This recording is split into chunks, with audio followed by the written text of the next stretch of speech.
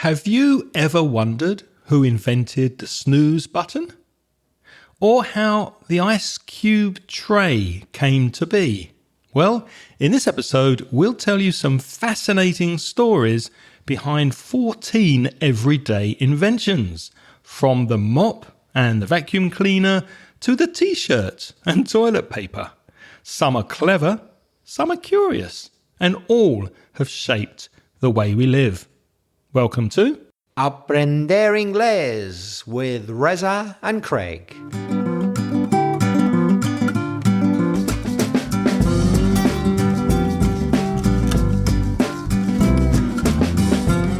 Hello and welcome, especially if you're a new listener to the podcast. Thank you for your company. My name's Craig. And my name's Reza. With nearly 60 years of teaching between us, we'll help you improve your English and take it to the next level. How are you doing this week, Reza? Good to see you. And you're looking very well, I must say. I'm doing very well, thank you. You're not looking too bad yourself. You don't look like a man who eats half a kilo of chocolate a day. You hide it well. I think you're exaggerating just a little bit there, but you're not far off the mark. But by the way, as an invention, chocolate, not a bad one, eh? Bloody hell. Whoever invented that, did he or she know what they were doing? I think it was the Aztecs. So well done, Aztecs. Thank you for inventing chocolate. And thank you too, once again, to friend of the show, Carmen from Malaga, for sending us the idea for this week's podcast on inventions and things that have changed our lives. So let's get into these 14 wonderful inventions. Although the first one, Reza, maybe not so surprising. The only reason I mention it is because of a similar invention. What's the first one on the list? The first one I hope you've heard of. If not, you probably have serious problems in your life. And that is the wheel. And the earliest known wheeled vehicles, if you put an ED at the end, now it's an adjective, a vehicle with a wheel is a wheeled vehicle. Well, the earliest ones date back to 3,500 BC or BCE. That means before Christ or before the Common Era. So that's actually 5,500 years ago in Mesopotamia, which would be modern Iraq. That's a long time ago. Wheels have been, pardon the pun, wheels have been around for a long time. Not wheels have been round.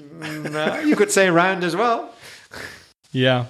Now, they were originally used for pottery, for making pottery, ceramics, around 4000 BC or BCE, before being adapted for use in transportation. But that's not the reason we're talking about wheels, because an invention that maybe we don't think about, that we use every day, suitcases with wheels.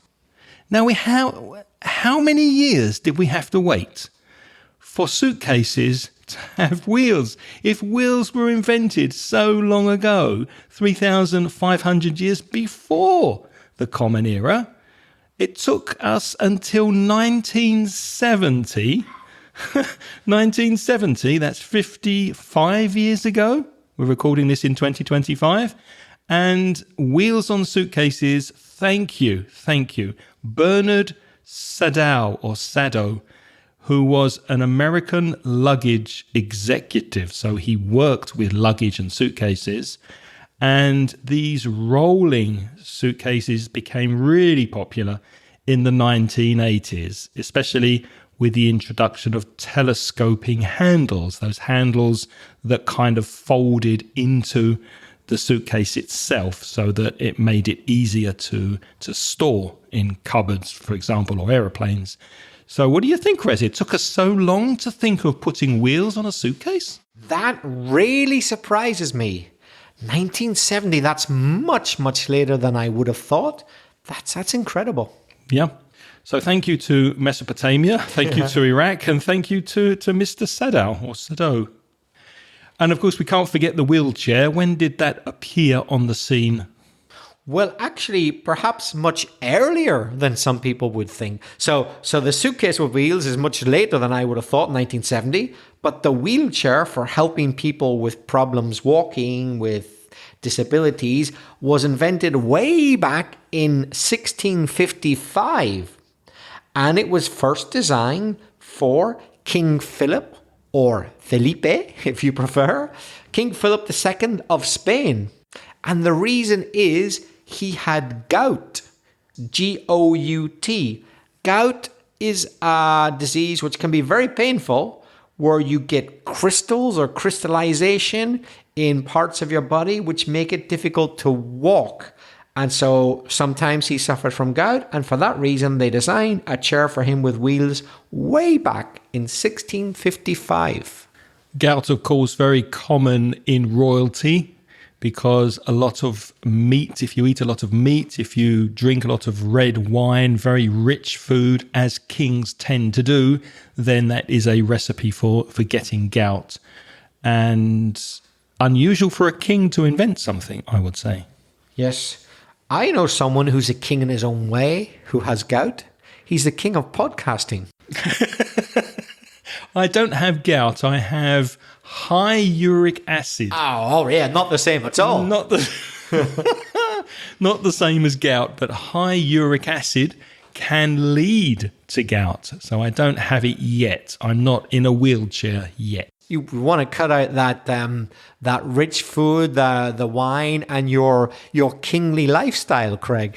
Well, I don't drink wine. I don't drink a lot of red meat, and I certainly don't drink shellfish, which is another... Yeah, nobody drinks shellfish, Craig. Did I say drink? Yeah. If you were drinking it, I'd say you'd have much worse problems than gout. I haven't been drinking wine, I promise. I don't eat selfish. Maybe I am selfish. I think we should start again. I don't eat shellfish, so I'm not really a typical candidate for gout. But moving on to another thing that goes in your mouth, Coca-Cola. When was that invented? Yes. Now, some people probably do know this because it's such a well-known drink, but others won't. Way back in 1892, so over 100 years ago, a pharmacist called John Pemberton was actually trying to come up with, that means invent, a cure for headaches using cola nuts and coca leaves. Yes, coca leaves are what is the principal ingredient for making cocaine, true, but they occur naturally as well. So using cola nuts and coca leaves, he was trying to get a cure for headaches. But one day, his laboratory assistant accidentally mixed them with carbonated water and invented one of the world's most popular drinks, Coca-Cola. So the original was carbonated water, cola nuts, and coca leaves. That was the original mixture for Coca-Cola. It's been changed today.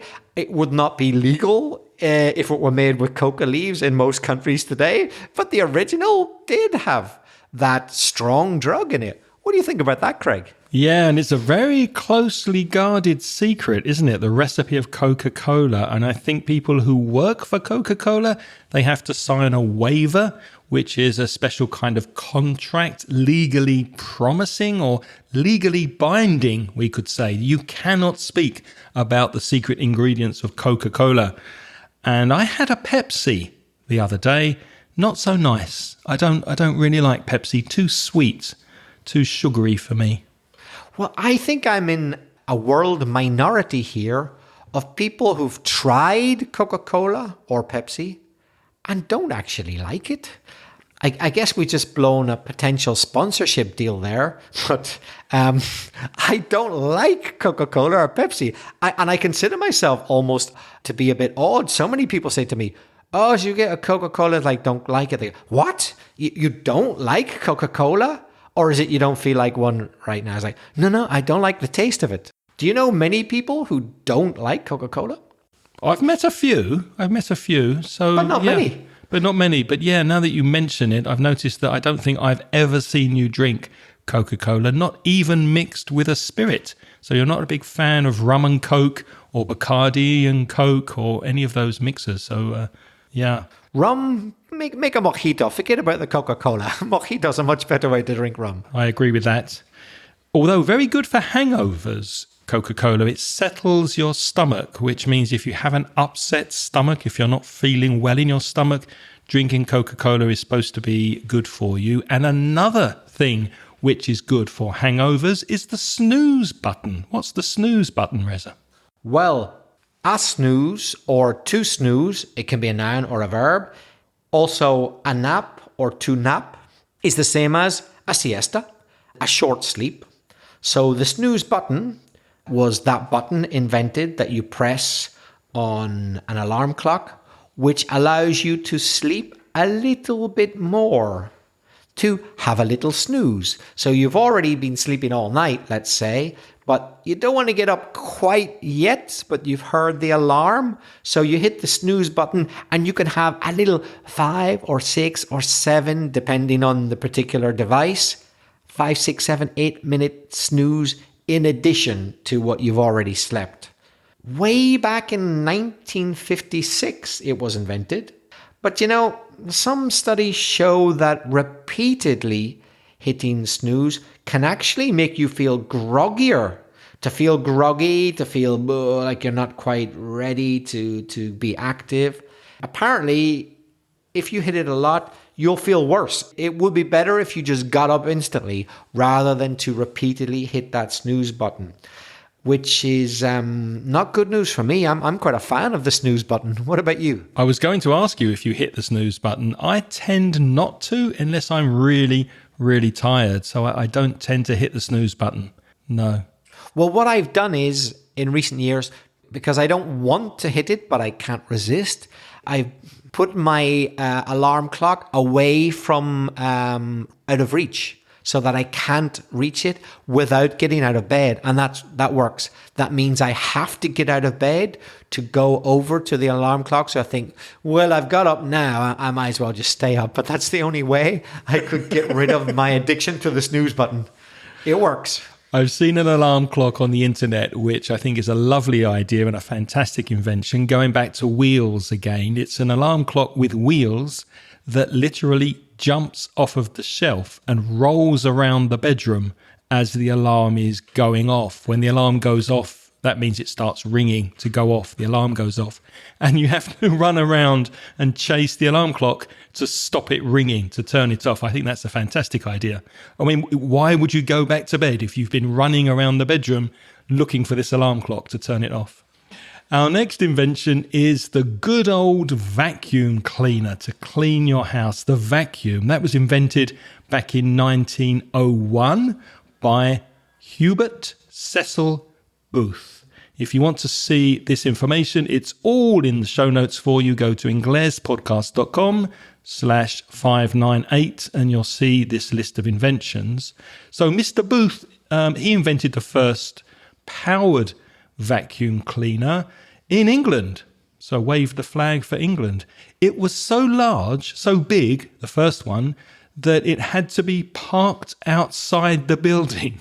And it had long hoses, which are kind of pipes that ran inside the building. So it went from the huge vacuum cleaner inside the building, and very often they were drawn or pulled by horses. And we can say they were horse-drawn vacuum cleaners. And they were also powered by steam. So a compound adjective would be steam-powered. Steam-powered vacuum cleaners. But in the 1920s and 30s, smaller, more practical, electric, not steam-powered, vacuum cleaners were introduced, much handier. For example, the Hoover Model O. Hoover, you might well know, because in English, we quite often say a Hoover when we really mean a vacuum cleaner. It's become used as if it were the generic word, but actually Hoover was and still is to this day a company that makes vacuum cleaners.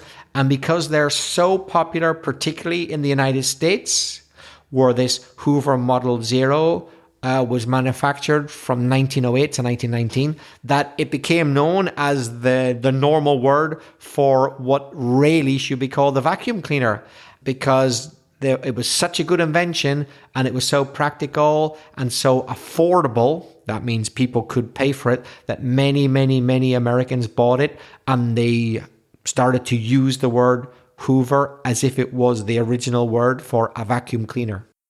And in 124 years, we've come, or less actually, we've come from these huge machines being pulled by horses, and now we have those small round robots that sit in the corner of the room, and they're automated. So of course they go around cleaning your house by themselves whenever they decide to clean the house. So come a long way. Speaking of cleaning, we've got the mop, M-O-P, which is a way of cleaning your floor with water. And that was invented in 1956 by Manuel Jalón Corominas, a Spanish engineer.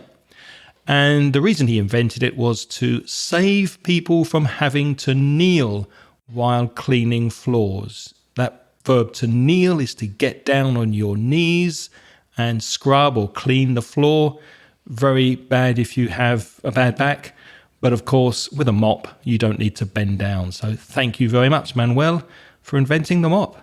I'm surprised it was so late, 1956. Not that long ago. So before that, people had to get down on their knees. Mm-hmm. Wow. Yep.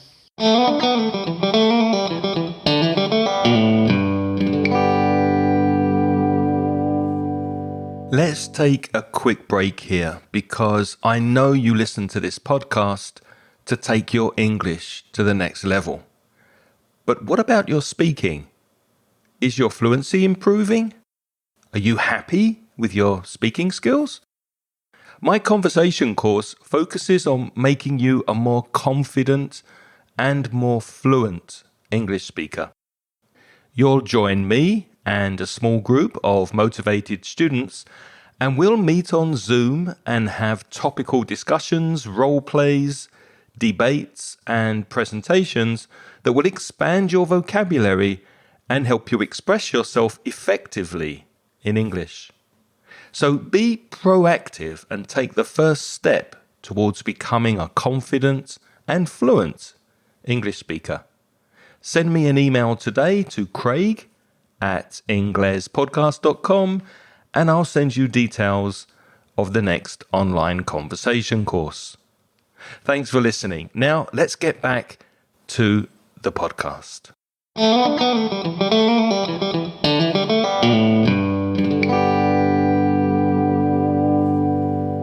The next invention is the ice cube tray. So not the ice cube itself, that's quite an old invention, but the ice cube tray.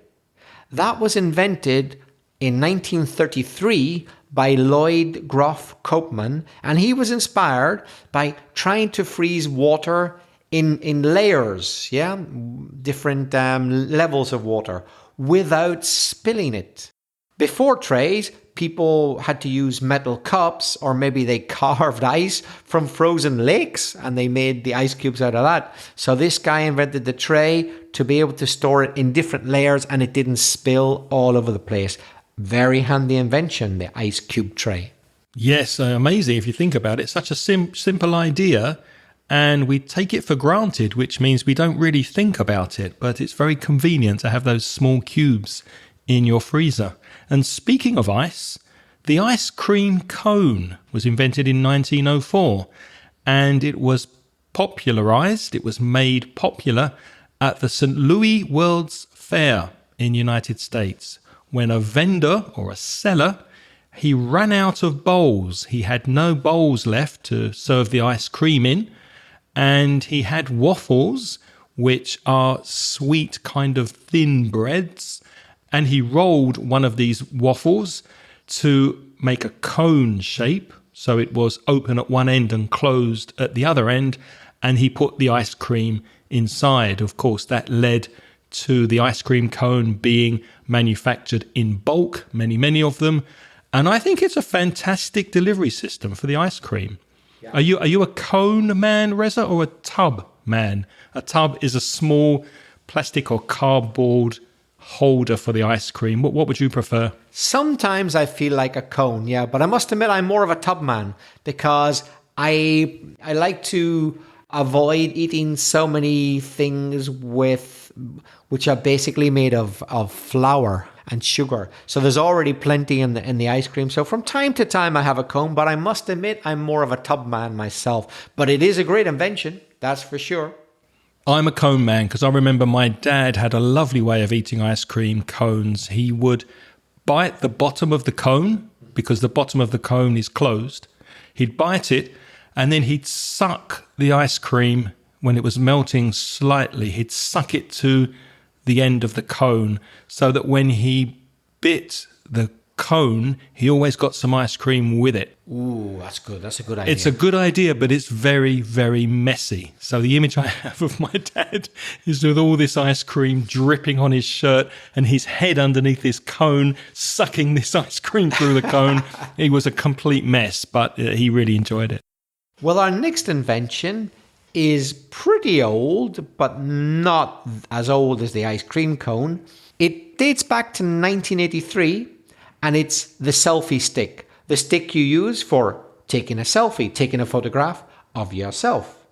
And it was invented by a Japanese man called Hiroshi Ueda. He liked to take photos of himself, but he wanted to do that when he was in the company of friends, but without having to ask other people for help. Maybe he was a very shy man. Maybe he's very timid. So to take a photo of himself or himself and his friends, he simply came up with the idea of an extendable pole. So a pole is like a stick or a long stick, but it was extendable. It could be made longer. So you carried it around in a short format, but you could open it up and extend it and make it longer.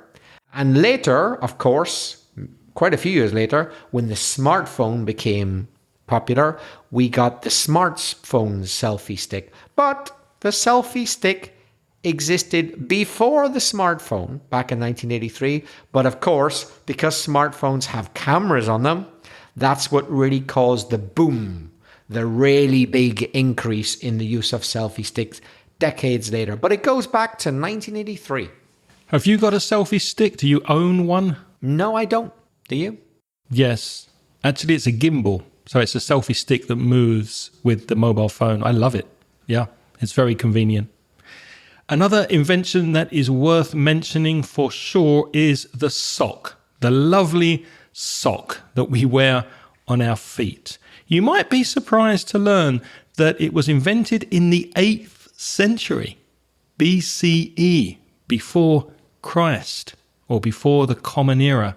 The ancient Greeks wore socks made from animal hair, and this was mostly to keep their sandals comfortable. Of course, the Greeks, hot country, liked their sandals, didn't they, Reza? So they wore socks to make their sandals more comfortable. Here's a question for you, Reza. If you have a hole in one of your socks, do you keep the good one so that you can match it with another good one later if it's the same colour? No, if you throw away one, throw away the other, I say. Don't see any point. Of course, you could always darn it. What does that mean?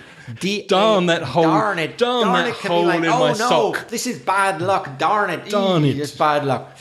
But actually, that's not what we mean here. To D-A-R-N, darn a sock, specifically means to repair a sock. So when you get a hole in it and you fix the hole, you have darned the sock. Do you ever darn socks? No, but I am in favour of keeping the good one because I tend to buy the same colour socks, you see. So if you have the same colour socks and one has a hole, why not keep the good one? And then you can match it later with another good one when you have a hole in another pair. So by that way, I've got not a new pair of socks, but a holeless pair of socks. You're right. It's a very good idea. Really, it's simple but effective. I never thought of it. I don't do the same thing with condoms. I'm glad to hear that.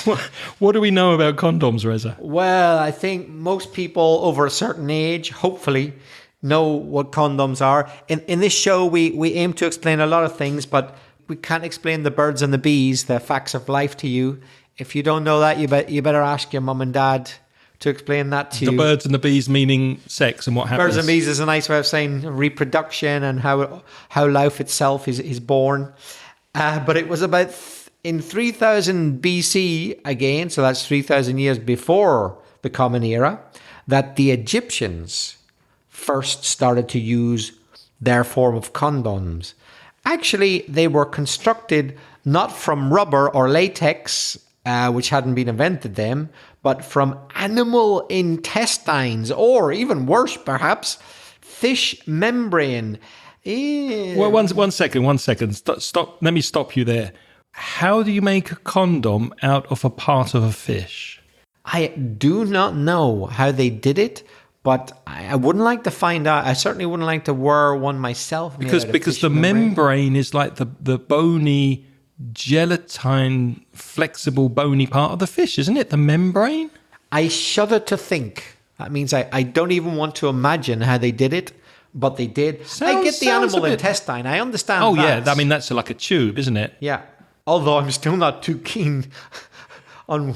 I wouldn't be too keen to wear one myself, but I can understand the aerodynamics behind that. But it sounds a bit fishy, the other one. It's a bit fishy, yeah. A bit suspicious. And you might think, oh, well, that's good that they were aware of contraception. Well, actually, it was more to protect against STDs, which means sexually transmitted diseases. It was more for that rather than for contraception. So the ancient Egyptians were very on the ball. They didn't want to get diseases through sex, and that's why they invented the condom.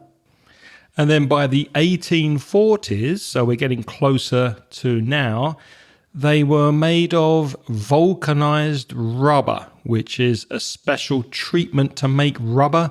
If you think of car tires, maybe. So they were invented by Charles Goodyear. And these condoms could be washed and reused. And apparently you could, speaking of car tires, you could probably make about 1,000 condoms in a good year. Oh, very good. Very good, Craig. So they could be washed and reused. And then later, of course, we had the latex condoms that we know and love. And the disposable condom arrived in the 1920s. Thank goodness they invented the disposable condoms, because although Mr. Charles Goodyear's original condom could be washed and reused, I'm not sure I like the idea. I'd rather just not wash and reuse it. Let's move on. Speaking of wet weather, we have the umbrella, which was invented in ancient China. And originally, the umbrella wasn't used to protect yourself against the rain. It was used to protect yourself from the sun. And these ancient Chinese umbrellas were made of paper or silk, and they were considered a status symbol. So if you were walking along with an umbrella, Chinese lady, many, many years ago, then that meant that you came from quite a rich and prosperous family. Now, you don't see many ladies in Valencia using umbrellas to protect themselves against the sun, but you do in Asia. Do you know why? Yes, because I think even to this day, but certainly in ancient China, they thought that the whiter the skin, the nicer, the prettier. And it showed that you were rich because you didn't have to be out working in the sun all day. So, you are a rich, fancy lady. Yes, you weren't out there picking rice in the fields with brown skin. You were a white-skinned beauty in a rich family. Exactly. And I think it's still pretty much the what most people think, even in China and Japan today, that yes, they strive to have white skin. I've seen ladies walking around in the sun in Asia wearing these very long gloves on their arms so that their arms don't get tanned. So interesting, because in the West, we appreciate a tanned lady and a tanned man, but not in Asia, apparently. Toilet paper as you know, listeners, is a very, very handy invention. Handy. Handy. Very. Is that a joke intended? No pun intended, but true. You need generally you need your hands to use it. But did you know that it was also, like the umbrella, invented in ancient China way back in the 6th century? The first recorded use, the first use that we know of toilet paper for personal hygiene was in China during the Tang dynasty, when the Tang emperors were in power. And at first, it was reserved only for the emperors, but later it was introduced to public use. But first of all, the emperors were the only people who could use it, and commoners, people who weren't royalty, they just had to use leaves from trees or straw, which is dry grass, or a cloth. But they didn't get the chance to use toilet paper at first. Leaves, straw, or cloth? Wow, no comment. Can I just say something about toilet paper? I use toilet paper every day of my life. You'll be glad to hear, listeners, that I have fairly healthy bowels. I'm very pleased to hear you're not using leaves. Yeah, and that I get to go every day. I don't suffer from constipation. Constipation is if you can't go to the toilet. It's nothing to do with having a blocked nose, by the way, as some Spanish people think it is. Constipation in English means you can't go to the toilet. Well, it's still a blockage. You're still blocked. blocked. It's a blockage, but not in your nose. The other end. Not in your nose. When Spanish speakers say, "Oh, estoy constipado," in English we would say, "I have a blocked nose." Yeah, blocked up nose. Yeah. But sometimes they accidentally say, "I'm constipated," and it's funny because they don't mean to say that. They're telling me they can't go to the toilet, but they mean their nose is blocked. So it's good news to hear I'm not constipated. But you know what? I say toilet paper is a great invention and I use it every day. But I don't know if it's the best thing ever. I reckon when it comes to hygiene, I would have to give the prize to the Arabs, who invented the very simple idea of wash your bottom with water. Because paper's all well and good, but is there anything that washes better than water? And to this day, in Arab countries, Muslim countries, it is the tradition to use water. And they have a fair point. Water cleans better than paper, you could argue. And that's why they only eat with one hand, and I can never remember which is the clean hand. The right one, of course. It's the right one. So the left one is used for cleaning your toilet bottom with water. Right, and the right hand is used for eating. Yeah. Very interesting. And I was impressed when I came to Spain for the first time when I was a young boy, and I saw a bidet in Spanish bathrooms. I had no idea what it was for. They were not common in the UK. I'm sure they weren't common in Northern Ireland. Nope. And for a while I was thinking, well, this must be to put your beers in if the fridge isn't working, to keep them cold. And then a Spanish gentleman explained to me, no, that's to wash your bum. So yeah, much cleaner than the Brits, the Spanish. For me, the ideal routine is a combination of toilet paper and a bidet. Now you're talking. That's very hygienic. If you can do that, if you've got time, that's the best routine, if you ask me. Reza, would you mind if we moved on to something a bit cleaner? Because people might be having their lunch listening to this. Well, actually, if you don't mind, we're going to move on to something even less appropriate to talk about at lunchtime, if you don't mind. Viagra. What do you understand by the word Viagra? Well, I understand that it is medication you can take if you're having problems in the bedroom area. What, like you can't find the pillow, or your sheets are dirty, or what? No, maybe you're distracted at the moment of having sex and your machinery isn't working as it should. I see. When was it invented, Reza?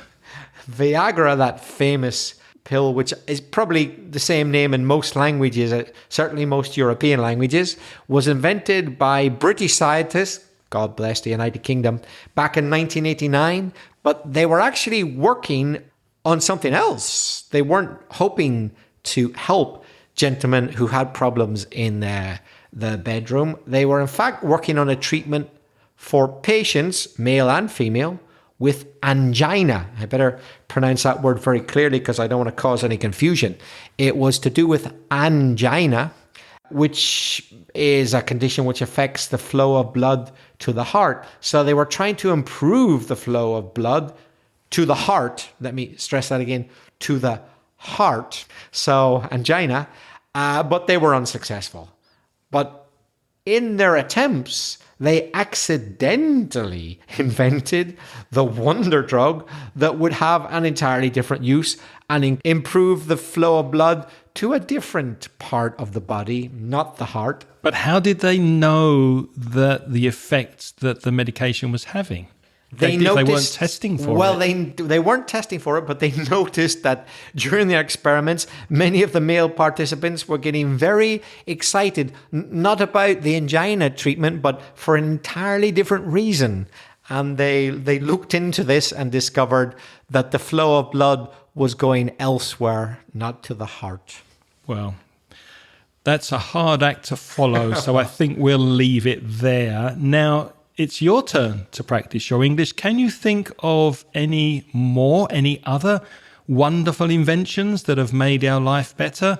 Now, I'm not talking so much about the common ones like the washing machine or the mobile phone, but maybe small, interesting things that make our life more pleasant these days, similar to the ones we've mentioned here. We would love to hear your ideas. Reza, how can people contact us?